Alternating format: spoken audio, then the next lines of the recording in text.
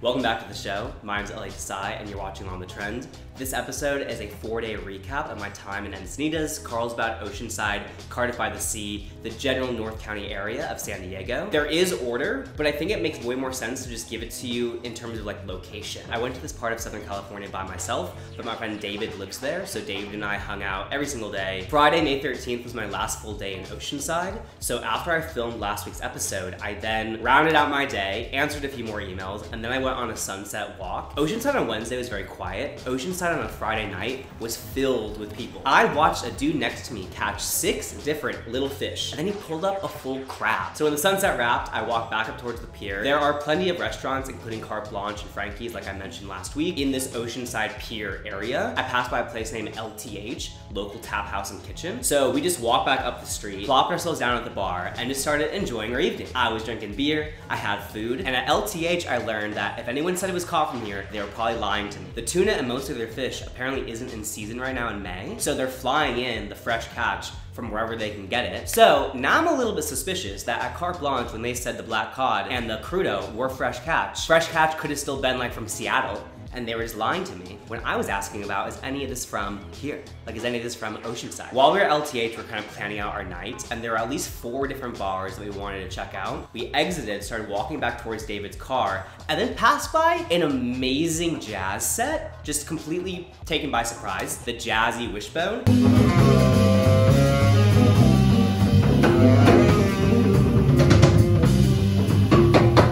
First went to Larry's Beach Club, where I learned that there'd be karaoke. And this is what I mean by the Oceanside crowd is like hard to describe. Do these people have jobs? Do they live here? Are they from here? Are they visiting here? Who are these people in this place? And what are they doing?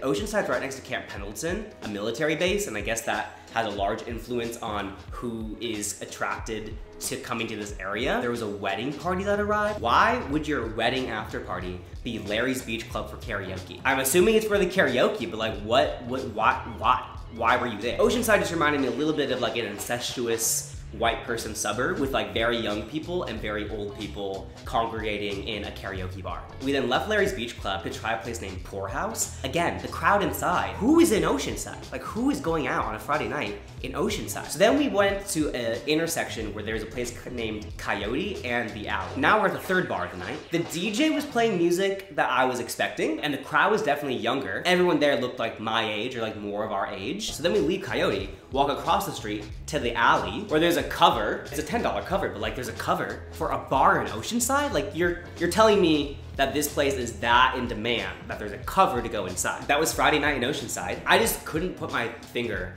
on what the vibe is in these bars. Watch last week's episode to see what happened on Wednesday and Thursday in Oceanside. Sunset was beautiful, that's the main takeaway. If you're looking for a quick 90-minute getaway from Los Angeles, go to Oceanside. But if you're trying to go out in Oceanside, maybe save it. Maybe just go get a massage. Maybe go get high somewhere. Maybe just go have a very long dinner at a nice restaurant. Then on Saturday morning, I left David's Airbnb, packed up my stuff, and drove to a coffee shop named Vigilante, journaling to myself, reading to myself, from a coffee shop in Oceanside down to a beautiful Airbnb in Encinitas. I was staying right by a beach named Moonlight Beach, really pretty, filled with people. The actual beach is rocks, so it's not like sandy like a Santa Monica beach or a Venice beach, but there's spaces where you can just like lay out a towel and just vibe and hang out in the sun like this. I was there from like 3:30 p.m. to like 5:30 p.m. As I usually do, I zoomed around Google Maps and I found a place named Modern Times Far West Lounge, and I ordered myself some cool funky beer that I saw on the menu. Everybody does look younger. Ooh, everyone looks my age. I don't mean to slight Oceanside, but Oceanside was like family white suburb. Encinitas was still all white, but more people looked like they put on an outfit to go out and we're gonna be going out that night. There's no comment about anything else except just like the way people presented themselves in Encinitas is how I present myself, where I just make my hair look good, put on a nice outfit, and I'm out on the town. It was now only like 7:45, so I just walked up the street and stood on a very tall hill and just watched the sunset and listened to some music on my phone. I just loved it, because there's a train that goes through. Encinitas Square is so cute. All the bars and restaurants are so close together. It feels lively. If you're from like the Midwest, it feels like an uptown, because the main street has like just like high schoolers work there, and like it's like young people work there. And I think most people who are in Encinitas are either coming up from like San Diego or like one of the surrounding colleges. It had more of a city vibe in a smaller town. While I was at Modern Times, sitting there alone at the bar, a couple named Kelly and Doug started talking to me. So I'm learning about Kelly and Doug. Kelly's like 40 something, Doug's like 50 something. They're married, they live in Vista. They dropped off their kids for the weekend and now they're here to party. They left Modern Times and they're like, you should go to Saloon. Our initial intention for the evening was at least a place named Roxy, but because Kelly and Doug mentioned Saloon and I walked by Saloon on my walk back to the Airbnb, I was thinking, I'm gonna try Saloon. So on Saturday night, there were 4 places we went in total. Saloon, Roxy, Shelter, and Home and Away. So here we go. It was a cool little red lit bar. There was a real DJ playing music. Like there were like little groups of 5 all around. Hot young people, hot young people.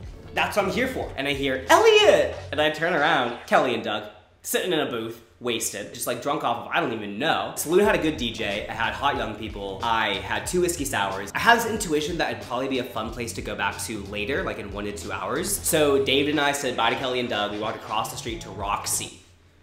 Now, this show is named On the Trend, and my intention is to mostly talk about good experiences and recommendations and share my thoughts on cool things to do and see and people to talk to. Let me do a little segment where I critique. Because Roxy, I would not recommend. No one's being served. The bartenders are definitely overwhelmed when there's a packed bar of people clearly trying to get drinks and pods of girls choose to just sit at the bar drinking. What are you doing there? Do you not see the 30 people also trying to order a drink? David's somewhere else, so I just turn around and now I'm like, I guess I could maybe enjoy the music.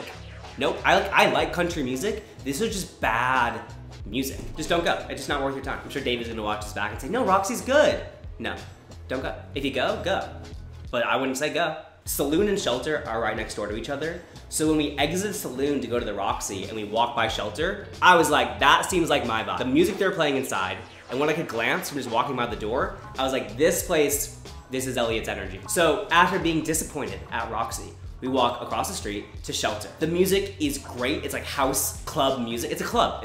Shelter is a club. There's really cool decor on the walls. The perimeter is surrounded by booths of people standing and dancing and drinking and vibing. The crowd is in the middle, and there's a bar in the back. Easy to go inside. Beautiful venue setup. I think Shelter, just by comparison to Roxy, already won my heart. Meander our way to the bar, and the people at the bar, guess what they did? They ordered their drinks, got the drinks, paid, and left. So I ordered myself a shot of tequila and a beer. I go out a lot, obviously, by myself. So most of the time, I'm very open to meeting lots of new people and having a great time and socializing. Other times, I'm somewhere alone, and it could feel awkward for me to be there alone. So what I've developed over the months is what I just named a mental bubble. Not for like being socially anxious, but more of like the biggest I don't give a fuck I could ever manifest. Where in my brain, I legitimately think to myself, I'm the only one here. Like I hear the music, I'm enjoying my drink, but we're the only ones here. Yeah, there's like 200 plus people around us, but in my mind, I'm like, no, this music's incredible. I love my drink. I love my friends. We're the only ones here. So then we're just dancing, having a great time. The other dancers in the crowd eventually found us. So we're just like all vibing together, dancing. And it gave me a great preview to going to Lightning in the Bottle this weekend. Incredible time, was loving it. Everyone there, dressed well, hot, young, drinking, partying, dancing, happy. That's my vibe. So Shelter in Encinitas, that is the best recommendation for when you're there. And then just to do our due diligence, we left Shelter and walked across the street to a place named Home and Away. Home and Away was definitely wrapping up for the evening, but we walked inside, got some water, and went to the dance floor. I liked the music, the DJ was great, but they were basically closing when we arrived. Everyone's still inside Home and Away. When the lights came on, they looked underage. Just gonna say that. I mean, I look underage and I'm 26, but like these people, you know when you see a 19-year-old in college who has a fake ID? That's what the crowd at Home and Away looked like when the lights came on at 1 a.m. The coolest, best part is that all these bars are truly right across the street from each other. The crowd was probably like 500-ish people were just migrating around the same intersection, going to the same bars. So I really like that energy. That was fun for me. If you find yourself in Encinitas, I recommend Saloon and Shelter. They were the best ones. So after home and away, we slid back into Saloon where it was incredible. The DJ was great. People were dancing. People were drinking. It was amazing. Now that's just classic Elliott. It was amazing. And then Sunday was a casual, cloudy Sunday. Walked to a place named Better Buzz just to have breakfast and coffee. We then walked to the beach where he was surfing and I was just chilling on the beach, reading a book, living and loving my life. David's been surfing for like 5 years, so I was gonna let him do his thing. I think I've tried surfing like 3 times in the past 5 years. So I walked back to Moonlight Beach where I'd spent Saturday afternoon and hung out again in the sun, by the water, swimming, having a great Sunday afternoon. Then met up with David again for dinner at a place named Waverly. So I'm driving, it's the lunar eclipse, the full moon. It's incredible. Just like you could feel the cosmic energy and the vibes of being literally next to the ocean at night, having a very amazing, pleasant, memorable, fun weekend. We had a nice arrangement of food. I had a great cocktail, forget the name. The server was also very, very nice, and the interior was dope. I felt so grateful that this is how I could spend my past 5 days, trying out all these bars and restaurants that he hasn't even been to before. Do I look a little bit tanner in this episode? Maybe.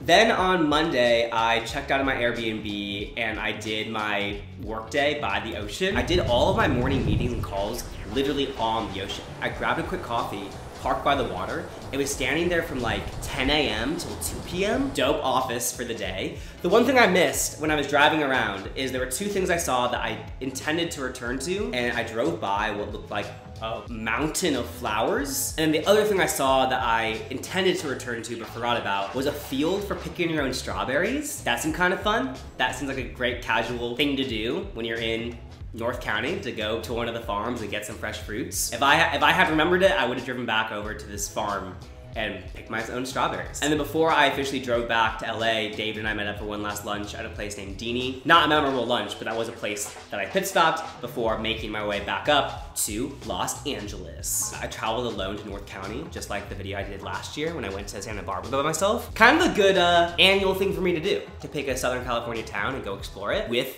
or without people. That was my exploration. Those are the people I met. Those are the restaurants I visited. I hope you can accept the order of this video being the city, because that makes more sense to me organizationally. Oceanside, Carlsbad, Encinitas, North County.